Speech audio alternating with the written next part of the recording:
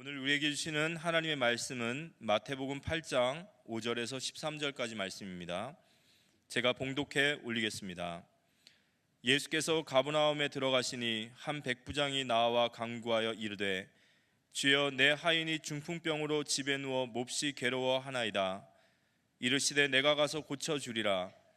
백부장이 대답하여 이르되 주여, 내 집에 들어오심을 나는 감당하지 못하겠사오니 다만 말씀으로만 하옵소서. 그러면 내 하인이 낫게 싸움나이다. 나도 남의 수하에 있는 사람이요 내 아래에도 군사가 있으니 이더러 가라 하면 가고 저더러 오라 하면 오고 내 종도로 이것을 하라 하면 하나이다. 예수께서 들으시고 놀랍게 여겨 따르는 자들에게 이르시되 내가 진실로 너희에게 이르노니 이스라엘 중 아무에게도 이만한 믿음을 보지 못하였노라. 또 너희에게 이르노니 동서로부터 많은 사람이 이르러 아브라함과 이삭과 야곱과 함께 천국에 앉으려니와 그 나라의 본 자손들은 바깥 어두운 데 쫓겨나 거기서 울며 이를 갈게 되리라. 예수께서 백부장에게 이르시되 가라, 내 믿은 대로 될지어다 하시니 그 즉시 하인이 나으니라. 아멘.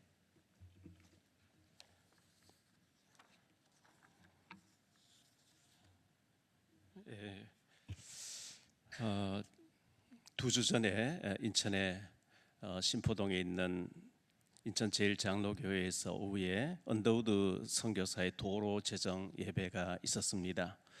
국회의원들과 시장님은 이제 또 부시장님 보내가지고 이렇게 축사를 하고 했었는데요. 제가 참석했었는데 1885년 4월 5일 부활절날 언더우드 선교사와 아펜젤러 선교사가 같은 배로 제물포항에 도착해서 우리나라의 복음의 빛을 비추기 시작했는데 140년 동안에 복음을 받으면서 우리나라가 급속도로 발전하게 됐고 하나님 축복을 받았거든요. 그것을 기념해서 언더우드 선교사 도로가 제정되는 그런 일들이 있었습니다.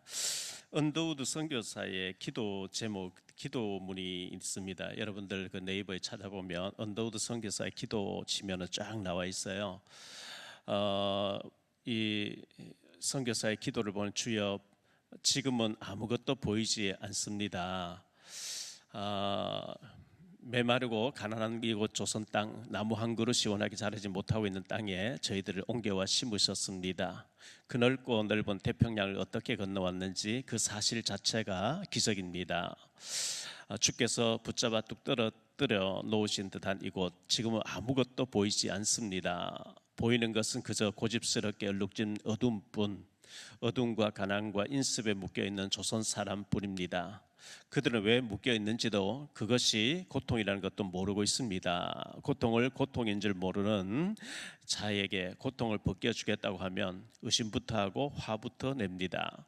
조선 남자들의 속셈이 보이질 않습니다. 이 나라 조정의 내심도 보이질 않습니다. 가마를 타고 다니는 여자들은 영영 볼 기회가 없으면 어찌하나 합니다. 조선의 마음이 전혀 보이지 않습니다. 그리고 저희가 해야 할 일이 보이지 않습니다. 그러나 주님, 순종하겠습니다. 겸손하게 순종할 때 주께서 일을 시작하시고 그 하시는 일을 우리들의 영적인 눈으로 볼 수 있는 날이 있을 줄 믿습니다. 믿음은 바라는 것들의 실상이요 보지 못하는 것들의 증거니라고 하신 말씀을 따라 조선의 믿음의 앞날을 볼 수 있게 될 것을 믿습니다. 지금은 우리가 황무지 위에 맨손을 서 있는 것 같사오나, 지금은 우리가 서양 귀신 양기자라고 손가락질 받고 있사오나, 저희들이 우리 영혼과 하나인 것을 깨닫고 하늘나라의 한 백성 한 자녀임을 알고 눈물로 기뻐할 날이 있음을 믿습니다. 지금은 예배드릴 예배당도 없고 학교도 없고 그저 경계와 의심과 멸시와 천대함이 가득한 곳이지만 이곳이 머지않아 은총의 땅이 되리라는 것을 믿습니다. 주여, 오직 제 믿음을 붙잡아 주소서. 이렇게 언더우드 선교사가 기도문을 남겼고요. 아펜젤라 선교사님은 감리교 선교사로 왔는데 그분도 짧게 기도문을 남겼어요. 우리는 부활절 날에 이곳에 도착하였습니다. 오늘 죽음의 철장을 산산히 깨뜨리시고 부활하신 주께서 이 나라 백성들을 얽으면 결박을 잡으시고 끊으시고 그들에게 하나님의 자녀가 누리는 빛을 허락해 주옵소서. 140년 전 언더우드 선교사 아펜젤러 선교사가 제물포항에 같은 배를 타고 인천의 땅에 도착해 가지고 그들이 복음을 전하면서 참 많은 일을 하게 됐는데요. 언더우드 선교사는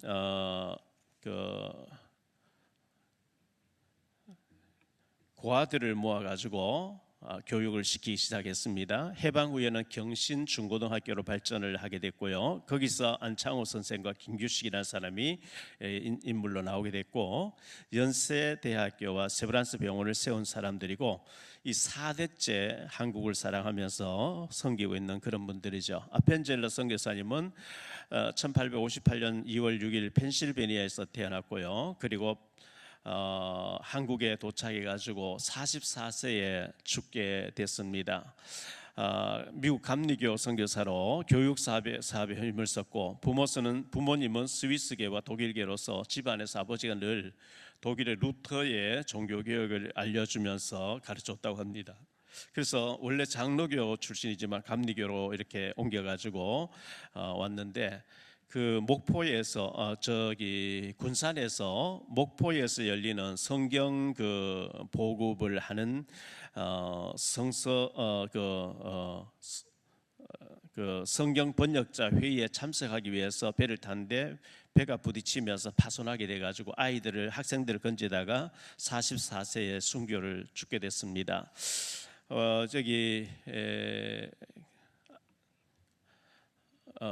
선교사 묘역에 가면 서울에 양화진 선교사 묘역에 가면 이분들의 무덤이 있고, 미국에서 엘리트 집안에서 최고의 학부를 공부한 사람들이 젊은 나이에 이 조선 땅에 정말 아무것도 보이지 않고 흑암만 듣고 있는 이 땅에 와서 복음을 전하다가 이분들이 고귀한 생명을 바쳐서 우리나라가 이렇게 잘 살게 됐는데, 지금도 우리나라 선교사님 이 복음의 빛을 갖기 위해서 많은 밖에 나라에 가서 선교를 하고 있기 때문에 우리는 선교사님들 위해서 끊임없이 기도해야 되지 않겠나 생각되어집니다.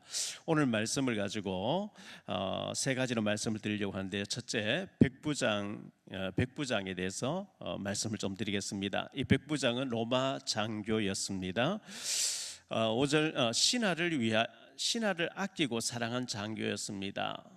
이 백부장이 신하를 아끼고 사랑한 장교였는데요. 5절 6절 말씀해 보니까 예수께서 가버나움에 들어가신 한 백부장이 나와 간구하여 이르되 주여 내 하인이 중풍병으로 집에 누워 몹시 괴로워하나이다. 이렇게 하인을 위해서 주님에게 고백하는 장면을 보여주고 있습니다.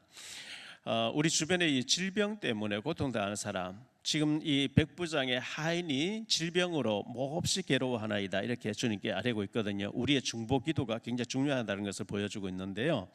여기 백부장이 직접 예수님께 나와서 내 하인이 병들어 죽어가고 있습니다 이렇게 고백한 걸로 나오는데, 이게 아니고요. 누가복음 7장 1절 5절을 보겠습니다. 누가복음에서는 예수께서 모든 말씀을 백성에게 들려주시기를 마치신 후에 가버나움으로 들어가시니라.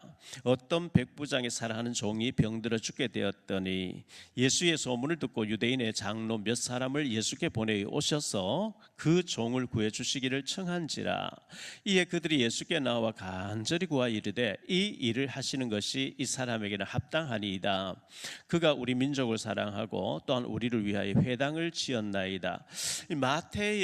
마태는 백부장이 직접 예수님께 나와서 이렇게 내 하인이 병들어 죽었는데 고쳐주소서 이렇게 얘기한 걸로 되어 있지만, 그게 아니고 누가복음 7장에서는 장로 몇 사람을 예수님께 보내가지고 그 장로님들이 예수님께 얘기했다는 겁니다. 이 백부장은 우리 민족을 너무너무 사랑해 주셨고 회당도 지어줬고, 그래서 이분의 요청인 하인을 고쳐주시는 게 옳습니다. 예수님 제발 좀 가셔서 그 하인을 고쳐달라고 장로들이 이렇게 얘기했다고 이렇게 기록되어 있어요. 그 다음에 장로들의 칭찬과 인정을 받는 이 군인이었습니다. 유대의 그 종교 지도자들 장로님들의 칭찬과 인정을 받는 군인이었는데요. 누가복음 3장 14절에서는 이렇게 말씀하고 있어요. 군인들도 물어 이르되 우리는 무엇을 하리이까 하며 이르되 사람들에게서 강탈하지 말며 거짓으로 고발하지 말고 받는 급료를 족한 줄로 알라 하니라. 군인들이 우리는 어떻게 해야 됩니까? 그러니까 너희들 구인도 월급을 다 받고 있지, 로마 정부의 월급을 받고 있지 않냐? 그런데 왜 강탈하느냐? 왜 돈을 착취하느냐? 받는 월급 가지고 족한 줄 알고 강탈하지 말라. 이렇게 대부분의 구인들이 막 그렇게 착취하고 이렇게 속이고 빼앗고 이렇게 했는데, 그런 가운데 이 구인은 전혀 그런 구인이 아니었어요. 이 백부장은 전혀 그런 구인이 아니고 시비 걸고 빼앗고 강탈하고 그렇게 막 억누르고 그런 사람이 아니었다는 것을 보여주는데요. 누가복음 7장 4절 5절 다시 한번 보면요, 이에 그들이 예수께 나와 간절히 구하여 이르되 이 일을 하시는 것이 이 사람에게는 합당하니이다. 그가 우리 민족을 사랑하고 또한 우리를 위하여 회당을 지었나이다. 일반 그 강탈하는 착취하는 구인들과는 전혀 다른 믿음의 사람이었고, 정말 이 유대 백성들을 사랑하고 식민지에 있는 그 백성들을 사랑하고 그들을 위해서 회당까지 지어주는 그런 구인이었다는 것을 장로들의 입을 통해서 밝혀주고 있어요. 그리고 하인을 위하여, 상사를 위해서, 자기 상관을 위해서가 아니라 하인을 위하여 이렇게 사람을 요청해서 예수님께 간구하는 것을 보여주는데, 6절 말씀을 다시 보면요, 이르되 주여 내 하인이 중풍병으로 집에 누워 몹시 괴로워하나이다. 하인의 병이 너무 심각하고 너무너무 개통당하고 괴로워하는 그 고통 가운데 있는 것을 보고 예수님께 고쳐달라 해야 되겠다, 이렇게 사람들을 보내주셨다는 겁니다. 많은 사람들은 높은 사람을 위해서, 아부하기 위해서 이렇게 할 수가 있는데, 이 사람은 아래 사람을 사랑했고 하인을 위해서 이렇게 애를 썼다는 것이 너무나 그 믿음의 행위라고 생각되어집니다. 두 번째로 생각할 말씀은요, 예수님의 말씀이에요. 내가 가서 고쳐주리라. 예수님이 이렇게 말씀하고 있죠. 내가 가서 고쳐주리라. 예수님께서 고쳐주신다 하면 되는 거거든요. 내가 가서 고쳐주리라. 7절 말씀이 이르시되 내가 가서 고쳐주리라. 예수님께서 이렇게 말씀하신 거예요. 예수님은 창조주가 되시거든요. 그래서 죽은 회당장의 딸의 12살 먹은 자기가 죽었는데도 달리다고 하니까 아이가 살아서, 떠났던 영혼이 돌아와서 아이가 살아났다고 마가복음 5장에서 기록하고 있잖아요. 죽은 나인성 과부의 아들을 상녀 메고 가는데 청년아 일어나라 하는 순간에 살아났다고 성경 기록하고 있어요. 나사로가 병이 들어 죽어서 장례치는 지 나흘 됐는데 예수님께서 무덤 앞에 가서 나사로에 나오라 하니까 죽었던 자가 살아나왔다고 성경 기록하고 있잖아요. 우리 예수님은 창조주 하나님이시기 때문에, 하나님의 아들이시고 하나님이시기 때문에 예수님의 말씀 한마디 하시면 바로 성취되는 역사를 이 백부장은 믿은 거예요. 그래서 예수님이 내가 가서 고쳐주겠다, 이렇게 이제 그 백부장 집으로 장로들과 함께 오게 됐어요. 그런데 이 백부장이 그 사실을 알고 사람을 보내가지고, 아이고 주님 내 집에 들어오지 마십시오. 다만 말씀으로만 하옵소서. 말씀으로만 해달라, 이렇게 요청하게 되는 겁니다. 8절 9절 말씀 보겠습니다. 백부장이 대답하여 이르되 주여 내 집에 들어오심을 나는 감당하지 못하겠사오니 다만 말씀으로만 하옵소서. 그러면 내 하인이 낫게 사옵나이다. 나도 남의 수하에 있는 사람이요 내 아래에도 군사가 있으니 이더러 가라 하면 가고 저더러 오라 하면 오고 내 정도로 이것을 하라 하면 하나이다. 말씀만 해주세요. 만약 그 하인을 데리고 오라 하면 침상째 데리고 갈 수도 있고, 어떤 일도 명령만 하지 순종하겠는데 내 집이 너무 누추하거든요, 이렇게 말하는 거예요. 자, 그때는 휴대폰 같은 게 없습니다. 예수님께 요청하러 왔던 장로들이 부탁했고 예수님이 가서 고쳐주리라 오시니까 그 중에 어떤 사람 달려가서 예수님 드디어 오신다, 이렇게 했겠죠. 그리고 놀라가지고 아이고 내 집에 들어오시면 난 감당하지 못하겠습니다. 예수님 그곳에서 말씀만 해주세요. 말씀 한마디만 하면 낫지 않습니까? 살지 않습니까? 말씀만 해달라고 이렇게 요청한 거예요. 누가복음 7장 6절로 8절을 보겠습니다. 예수께서 함께 가실새 이에 그 집이 멀지 아니하여 백부장이 벗들을 보내어 이르되 주여 수고하지 마옵소서. 내 집에 들어오심을 나는 감당하지 못하겠나이다. 그러므로 내가 주께 나아가기도 감당하지 못할 줄 알았나이다. 말씀만 하사 내 하인을 낫게 하소서, 이렇게 고백하고 있어요. 누가복음 5장 6절로 8절에 보면 이렇게 말씀합니다. 그렇게 하니 고기를 잡은 것이 심히 많아 그물이 찢어지는지라 이에 다른 배에 있는 동무들에게 손짓하여 와서 도와달라 하니 그들이 와서 두 배에 채우게 체험에 잠기게 되었더라. 시몬 베드로가 이를 보고 예수의 무릎 아래 엎드려 이르되 주여 나를 떠나소서 나는 죄인이로소이다. 이 깊은 데서 가서 그물 내려봐라 하는 말씀에 베드로가 밤새 우리가 수고했지만 잡은 것이 없지만 말씀에 의지하여 제가 순종하겠습니다 하고 깊은 데 가서 그물 내렸더니 고기가 너무 많이 잡혀가지고 2배에 가득 차고 그물이 막 찢어질 정도로 잡혔어요. 그때 베드로가 너무 놀라가지고 예수님 무릎 앞에 꿇어가지고 나를 떠나소서 나는 죄인이로소이다 이렇게 고백했던 것처럼 이 백부장이 주여 말씀만 해주세요. 제 집에 들어오심을 나는 감당하지 못하겠고 또 제가 주님 앞에 나가는 것도 감당이 안 됩니다. 저는 죄인입니다. 이런 고백을 한 거예요. 정말 은혜 받은 자의 모습이겠죠. 이 백부장은 말씀의 능력을 믿은 사람이었어요. 말씀의 능력을 믿는 자. 우리가 이 하나님 말씀, 하나님이 사람을 통해서 기록했지만 하나님 말씀이거든요. 제가 이번 주간에 그 백석대학교 설립 장종현 총회장님이 쓰신 왜 신학은 학문이 아닙니까 하는 책을 제가 다 읽었어요. 근데 너무 구구절절히 은혜가 되고 맞습니다 아멘 아멘 하면서 제가 읽었는데요. 예를 들어서 바울은 이렇게 말했다, 베드로는 이렇게 말했다, 다윗은 이렇게 말했다, 그렇게 하면 안 된다는 거예요. 주님이 바울을 통해서 그렇게 말씀하셨다, 베드로를 통해서 그렇게 말씀하셨다, 주님이 말씀하셨다 이렇게 받아들인다는 거 맞죠? 모든 성경 하나님 감동을 주어서 기록했기 때문에 히브리서 4장 12절에 말씀합니다. 하나님의 말씀은 살아있고 활력이 있어 좌우의 날선 어떤 검보다도 예리하여 혼과 영과 및 관절과 골수를 찔러 쪼개기까지 하며 또 마음의 생각과 뜻을 판단하니 하나님의 말씀은 살아있는 하나님의 말씀 아멘으로 믿을 때에 혼과 영은 보이지 않는 영적인 부분이죠. 혼과 영과 및 관절과 골수, 관절과 골수는 육신에 보이는 부분이에요. 찔러 쪼개기까지 하며 이 말씀이 수술을 하며 엄청난 능력을 가지고 역사한단 말이죠. 우리가 말씀을 아멘 아멘 이렇게 읽을 때 받을 때 영혼이 소생된대요. 이 백부장은 하나님 말씀을 믿은 거예요. 주님 오시고 하실 필요 없이 주님 그곳에서 네 하인이 낫게 될지어다. 말씀만 하시면 내 하인이 병이 떠나가고 낫게 될 줄은 믿습니다. 말씀만 한마디 해주세요. 이렇게 정말 말씀을 믿는 백부장이었어요. 세 번째로 생각할 말씀은요, 내 믿음대로 될지어다. 예수님께서 이렇게 말씀하신 거예요. 주님께서 너무 귀하게 받으시면서 그 백부장의 믿음, 너의 믿음대로 될지어다 선언하셨는데요.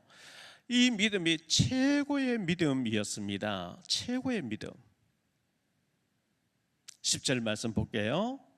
예수께서 들으시고 놀랍게 여겨 따르는 자들에게 이르시되 내가 진실로 너희에게 이르노니 이스라엘 중 아무에게서도 이만한 믿음을 보지 못하였노라. 이스라엘 사람들 신정국가 아닙니까? 전부 하나님 백성들이라 하잖아요. 그런데 아무에게서도 이런 믿음을 만나보지 못했다. 최고의 믿음이다. 이렇게 주님이 극찬을 하신 거예요.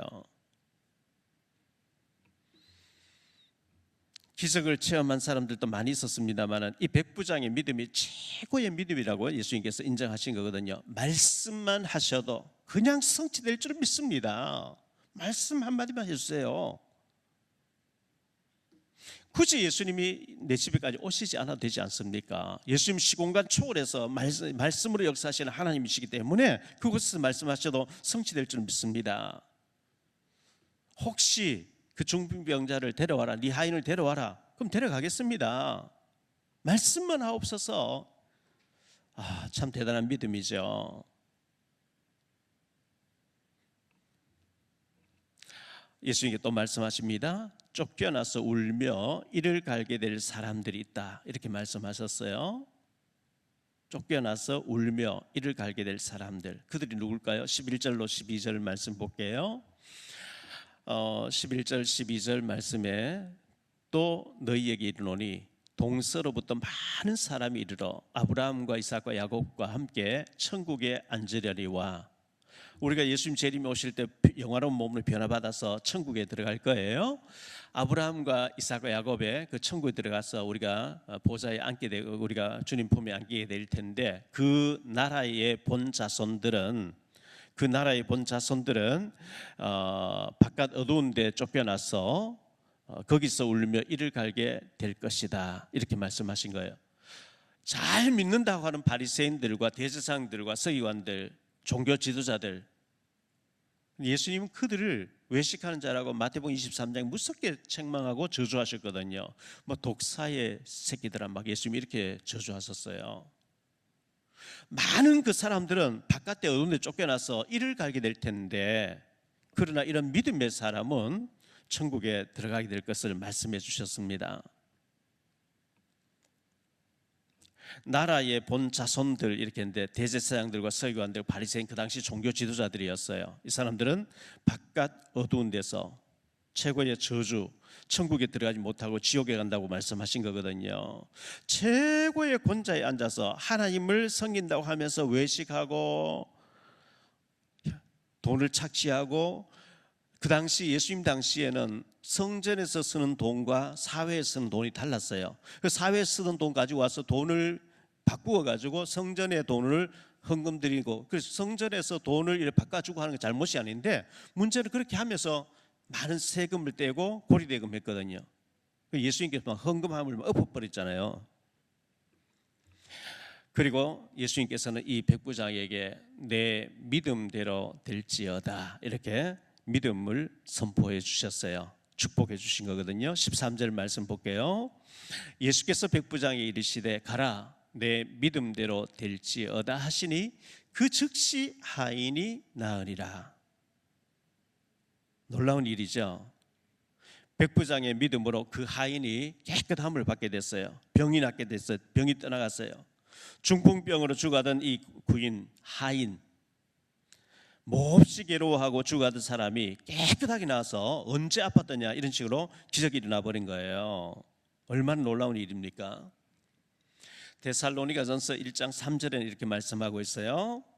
너희의 믿음의 역사와, 믿음이 있으면 반드시 역사, 능력 나타난다는 거예요. 믿음의 역사와 사랑의 수고와 우리 주 예수 그리스도에 대한 소망의 인내를 우리 하나님 앞에서 끊임없이 기억하미니, 믿음의 역사와,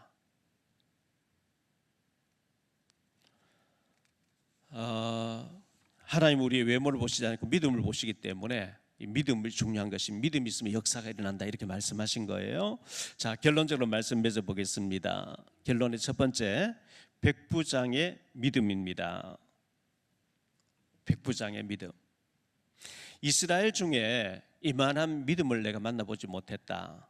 이 이스라엘 유대인들 입장에서는 이 백부장은 로마의 장교, 이방인이에요. 로마의 구인이에요. 자기들이 지배한 나라에 군대를 파견했는데 천부장이 있어요. 1000명의 신하를 거는 천부장은 간부죠. 백부장은 뭐 중대장쯤 되는 그런 사람이었는데, 로마 사도행전 10장에 보면 백부장 고넬료 얘기도 나오죠. 이 고넬료도 믿음이 있고 구제하고 기도한 사람이었고, 베드로를 청해가지고 성령 충만 받았던 백부장 고넬료 얘기도 나오는데, 여기 백부장은 이름이 나오지 않고 있어요. 그냥 백부장이었다, 이렇게 얘기를 하고 있어요.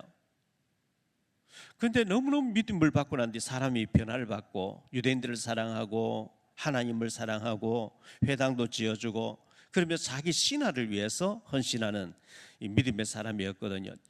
최고의 믿음을 가진 사람이었어요. 예수님께서 이스라엘 가운데, 유대인 가운데, 하나님 백성들이라고 하는 이 유대인들 가운데 이만한 믿음을 내가 만나보지 못했다. 최고의 믿음을 가진 사람이라고 예수님이 극찬한 거예요. 두 번째로, 하인이 낫게 됐습니다. 백부장의 중보 기도를 통해서 하인이 완전히 치유되어지고 낫게 된 역사가 일어나는데요. 이 백부장은 하인을 너무너무 사랑하는 사람이었어요.